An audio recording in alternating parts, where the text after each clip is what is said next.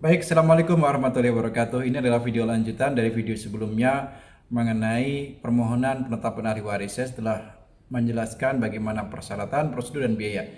Sekarang saya akan menjelaskan bagaimana proses persidangan perkara permohonan penetapan ahli waris. Yang pertama yang harus Bapak Ibu ketahui ialah sebelum sidang, para pemohon akan dipanggil untuk menghadap ke persidangan oleh petugas pengadilan, dalam hal ini jurusita pengganti. Panggilan sidang disampaikan melalui surat ya secara resmi, sah dan patut. Resmi maksudnya adalah oleh petugas yang berwenang. Nah, kemudian sah dilakukan di rumah atau tempat yang bersangkutan, dan patut artinya disampaikan pada waktu yang tepat, yaitu sekurang-kurangnya 3 hari sebelum hari sidang. Jika misalnya pemohonnya ada 3, maka seluruh pemohon akan dipanggil melalui surat. Di samping itu, Pengadilan Agama juga menyediakan layanan yang lain untuk memanggil para pihak. Paling enggak menginformasikan jadwal sidang, misalnya melalui SMS notifikasi, bisa juga melalui aplikasi tertentu ya. Kalau kami punya aplikasi Sempur. Oke, setelah mengetahui jadwal sidang ya, kemudian para pemohon ini harus hadir pada hari dan jam yang telah ditetapkan oleh majelis hakim. Jadwal standar kami adalah jam 9 pagi, maksudnya proses persidangan dilakukan mulai jam 9 pagi. Apakah yang bersangkutan akan masuk ke ruang sidang jam 9 pagi? Belum tentu, tergantung dia dapat nomor antrian berapa. Oke.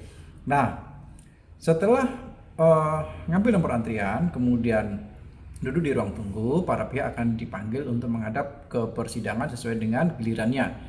Di persidangan pertama-tama majelis hakim akan mengecek kehadiran para pihak ya. Para pemohon akan dicek satu persatu. Misalnya pemohonnya ada 3, maka akan dicek siapa saja yang hadir. Kemudian mereka yang hadir akan dicek identitasnya, biasanya KTP-nya, atau akan ditanya oleh hakim benar nggak yang bersangkutan adalah para pemohon. Setelah itu ya, tentu setelah persidangan dibuka ya untuk umum, majelis hakim akan bertanya kepada para pemohon apakah surat permohonannya ini ada perubahan atau tidak, atau cukup segitu saja. Seandainya ada perubahan, majelis hakim akan bertanya ya, perubahannya di sisi mana nih, poin keberapa gitu ya, atau misalnya ada perbaikan gitu ya. Kalau misalnya perbaikannya minor atau kecil sedikit, maka pada saat itu juga bisa diperbaiki, cukup dengan dicoret kemudian diganti yang salah bagaimana, yang benar bagaimana. Oke. Tapi kalau misalnya seandainya perubahan atau perbaikannya itu cukup banyak atau mayor, maka tidak cukup hanya diperbaiki di ruang sidang. Biasanya hakim akan menunda sidang untuk memberi kesempatan kepada para pemohon untuk memperbaiki surat permohonannya. Katakanlah di sidang pertama ini ternyata surat permohonan sudah tidak ada perubahan apapun, maka majelis hakim akan bertanya kepada para pemohon apakah pada hari itu juga mereka sudah siap mengajukan alat bukti. Apa alat bukti yang dimaksud oleh majelis hakim? Yaitu alat bukti surat atau dokumen dan alat bukti saksi. Alat bukti yang harus diajukan ke hakim itu adalah sebagaimana yang sudah disetorkan pada saat pendaftaran. Masih ingat ya? Satu, kartu identitas atau KTP, kemudian udah buku nikah, kemudian akta kematian, kemudian kartu keluarga, dan akta kelahiran anak. Nah, dokumen-dokumen ini yang sudah difotokopi dan dilegalisir ada di berkas perkara yang sudah dipegang oleh majelis hakim. Kemudian para pihak diperintahkan untuk menunjukkan dokumen-dokumen yang asli. Contoh misalnya majelis hakim sudah memegang akta kematian berupa fotokopi yang dilegalisir di kantor pos. Kemudian para pihak diminta untuk menunjukkan mana akta kematian yang asli. Demikian juga dengan buku nikah, demikian juga dengan dokumen-dokumen yang lain. Oke, seandainya seluruh alat bukti sudah dicek dan sudah benar sudah sesuai dengan aslinya, maka para pihak akan ditanya apakah pada hari itu juga mereka sudah siap menghadirkan saksi minimal 2 orang. Oke, katakanlah mereka sudah siap, maka saksi-saksi itu akan diperintahkan untuk masuk ke ruang sidang. Apa yang akan diajukan oleh hakim kepada para saksi?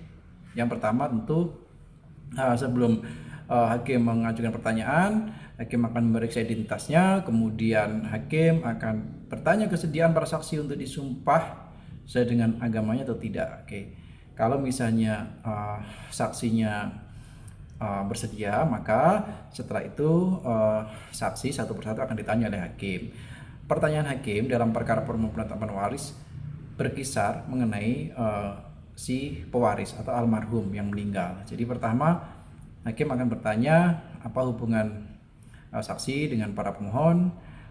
Kemudian hakim akan bertanya apakah si saksi ini tahu siapa itu almarhum, apa hubungannya dengan si perempuan, dalam hal ini istrinya, bagaimana dulu mereka menikah, kapan, kemudian setelah menikah punya anak berapa, anaknya siapa saja, kemudian si pewaris ini kapan meninggalnya bagaimana, ya, apakah normal, sakit atau bagaimana, gitu dan seterusnya.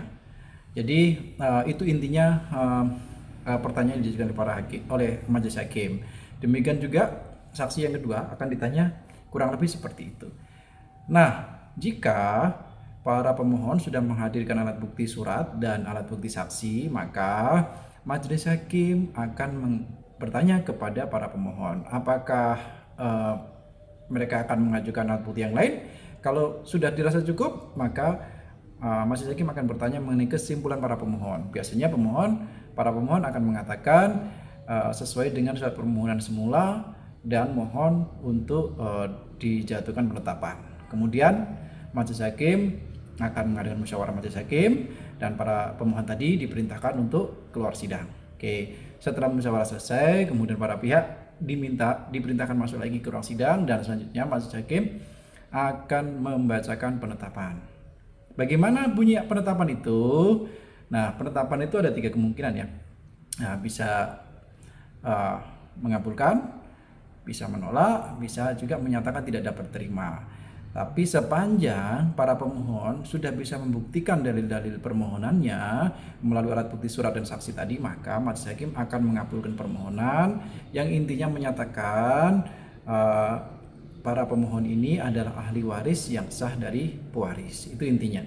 Nah, kemudian setelah majelis hakim menjatuhkan penetapan, kemudian si para pemohon ini diperintahkan oleh majelis hakim untuk ke kasir, ya, untuk di situ akan dicek biaya perkaranya masih ada sisa atau tidak, gitu ya. Kalau ada sisa pasti akan dikembalikan kepada para pihak. Dan dalam beberapa hari kemudian, bahkan ada yang pada hari yang sama, penetapan majelis hakim itu sudah dapat diambil oleh para pihak. Jadi demikian gambaran proses persidangan perkara permohonan penetapan ahli waris. Semoga bermanfaat. Terima kasih. Assalamualaikum warahmatullahi wabarakatuh.